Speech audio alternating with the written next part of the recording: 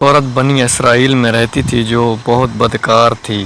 خدا نے اس کو حسن و جمال سے بھی خوب نواز رکھا تھا اور وہ بدکار بھی انتہا درجے کی تھی۔ پوری بستی کے ساتھ اس کے تعلقات تھے۔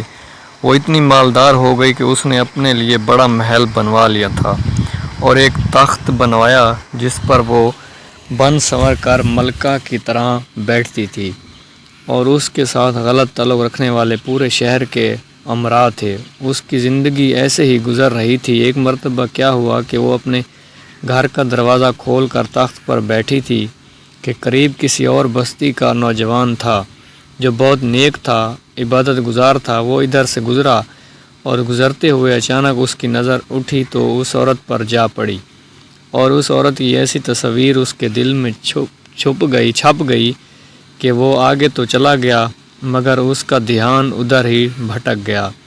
پھر وہ ذکر میں، تسبیح میں، تلاوت میں جب بھی بیٹھتا تو اس کا دل ہی نہیں لگتا تھا۔ اس نے روزے بھی رکھے لیکن دل سے خیال نہ نکلا۔ اس نے اپنے آپ کو تکلیف بھی پہنچائی، کئی دن اپنے آپ سے کو آپ بھوکا پیاسا رکھا مگر اس کے دل سے اس عورت کا خیال نہ نکلا۔ حتیٰ کہ ایک دن اس نے سوچا کہ جب اس خیال سے میری جان چھوٹتی ہی نہیں تو میں اس کے پاس چلا جاتا ہوں۔ چنانچہ اس کے پاس جو تھوڑا بہت سامان تھا اس نے بیچا اور اس نے اتنے پیسے تیار کیے جتنے سے وہ بدکار عورت اپنے پاس آنے کی اجازت دیتی تھی۔ وہ اس عورت کے پاس چلا گیا اور اس کو پیسے دے کر اس کے پاس چارپائی پر بیٹھ گیا اور اس کے ساتھ بات چیت کرنے لگا۔ اچانک بات چیت کے دوران اس کے دل میں یہ خیال آیا کہ میں نے نیکوکاروں کے اتنے سال گزارے ہیں، آج اسے بھی دیکھ رہا ہوں، میرا اللہ مجھے اس غیر عورت کے ساتھ بیٹھے ہوئے دیکھے گا۔ بس یہی خیال اس کے دل میں آیا تو اللہ کا ڈر اس پر غالب آ گیا اور نوجوان نے کانپنا شروع کر دیا۔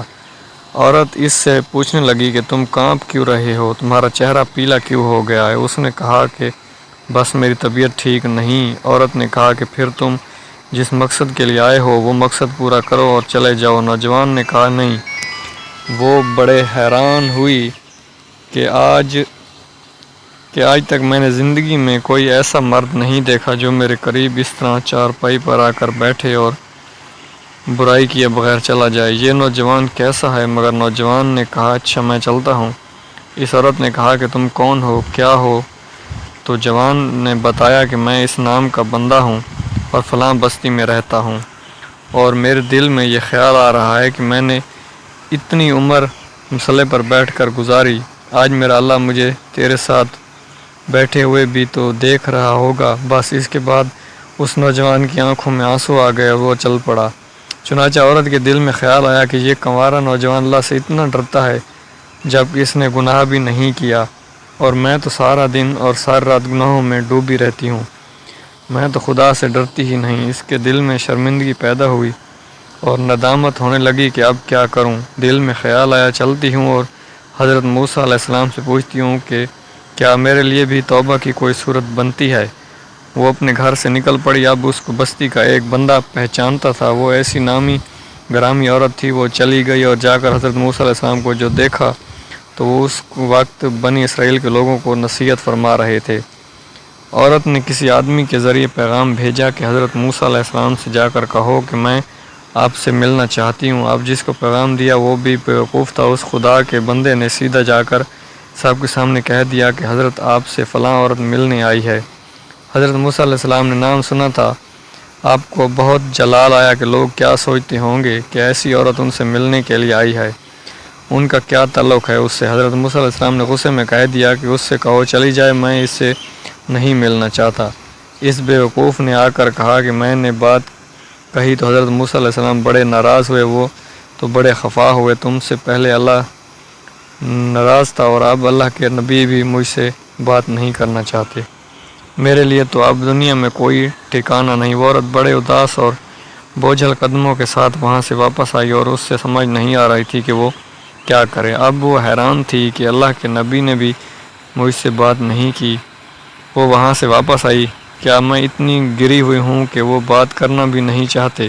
چنانچہ وہ گھر آئی اور اس نے گھر کی کنڈی لگائی، اور اس نے اپنے کسی بڑے سے سنا ہوا تھا کہ بندہ جب اپنے رب کو منانا چاہے تو اس کو چاہیے کہ وہ اس کے سامنے سجدہ کرے۔ چنانچہ اس سے کوئی اور طریقہ آتا نہیں تھا۔ گھر کی کنڈی لگا کر ایک جگہ اس نے اللہ کے سامنے سجدہ کیا، دل سے یہ کہہ رہی ہوگی کہ میں تیرے سامنے جھک رہی ہوں، یا اللہ میرا کوئی نہیں تیرے سوا، پوری دنیا میں اور کوئی نجات کا راستہ نظر نہیں آتا۔ پھر اللہ کی شان دیکھی اس نے، رات دن اس کے دل میں خیال آیا کہ میں عورت ذات ہوں، اکیلی مکان میں رہتی ہوں، ایک میری خادمہ ہے، تو میں اگر نیت کر بھی لوں تو جتنے لوگوں نے میرے ساتھ بدکاری کی ہے وہ تو مجھے اس میں نہیں رہنے دیں گے، تو بہتر ہے میں اس جگہ کو چھوڑ کر چلی جاؤں۔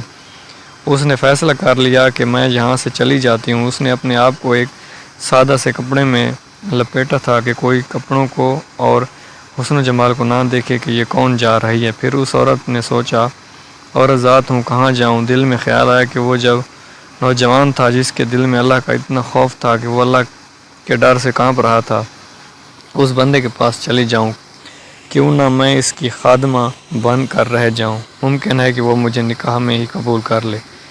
یہ اس بستی کی طرف چل پڑی، چنانچہ ڈھونڈتے ہوئے اس بستی میں اس کے گھر پہنچی اور کہنے لگی میں فلاں بندے سے ملنے کے لیے آئی ہوں۔ انہوں نے کہا کہ اس کا ذکر و عبادت کا معمول ہے اور وہ کمرے سے اتنے بجے نکلتا ہے، تم انتظار کر لو۔ چنانچہ اس عورت نے کہا اچھا، وہ انتظار میں بیٹھ گئی۔ جب انتظار کرنے بیٹھی ہوئی تھی تو اچانک نوجوان نے دروازہ کھولا اور اس کی نظر اس عورت پر پڑ گئی۔ وہ سامنے بیٹھی ہوئی تھی۔ جب نوجوان نے عورت کا چہرہ دیکھا تو اس کو اپنا وہ وقت یاد آ گیا کہ وہ کون سا وقت تھا جب میں اپنے مسلح کو چھوڑ کر بالآخر اس کی چارپائی پر جا بیٹھا تھا۔ تو اس نوجوان کے دل پر خوف طاری ہو گیا کہ یہ میرا ایمان خراب کرنے تو نہیں آ گئی، میں نے اتنی مشکل سے اس کا تصور ذہن سے نکالا تھا۔ تو نوجوان پر اتنا خوف طاری ہوا کہ وہیں پر گرا اور اس کی جان ہی چلی گئی۔ اب اس کی وفات پر گھر والے بھی رنجیدہ تھے اور اس عورت کو بھی بڑا غم تھا۔